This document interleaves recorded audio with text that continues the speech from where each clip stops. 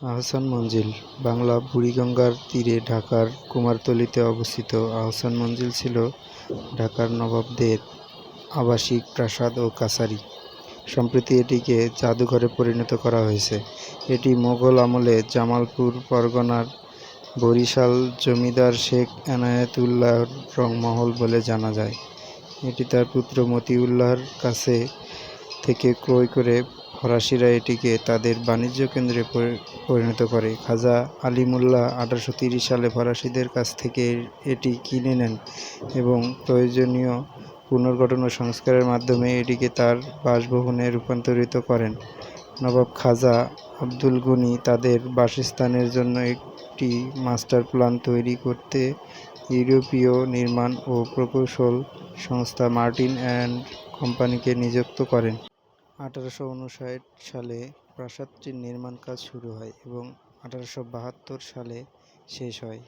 আব্দুল গনি তার পুত্র খাজা আহসানুল্লাহর নামানুসারে এর নামকরণ করেন আহসান মঞ্জিল। সে সময় নবনির্মিত প্রাসাদটি রংমহল নামে পরিচিত ছিল এবং আগেরটি অন্দরমহল নামে পরিচিত ছিল। আহসান মঞ্জিল 7 এপ্রিল 1888 তারিখে একটি ভয়ানক টর্নেডোর দ্বারা বিশেষত রাজপ্রাসাদের অন্দরমহলের ব্যাপক ক্ষতি হয়।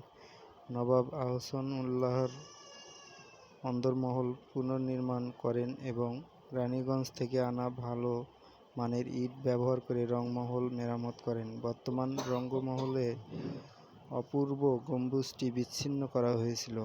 1897 সালে 12 জুনের ভূমিকম্পে আহসান মঞ্জিল আবার মারাত্মকভাবে ক্ষতিগ্রস্ত হয়, তবে নবাব আহসানুল্লাহ আবার মেরামত করেন।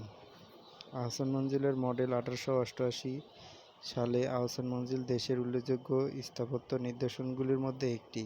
1 মিটার উঁচু প্ল্যাটফর্মে স্থাপিত দ্বিতল প্রাসাদটির পরিমাপ 125.4 মিটার বাই 28.75 মিটার, নিচতলার উচ্চতা 5 মিটার এবং প্রথম তলার উচ্চতা 5.8 মিটার। প্রাসাদের উত্তর ও দক্ষিণ উভয় দিকেই নিচতলার উচ্চতার বারান্দা রয়েছে।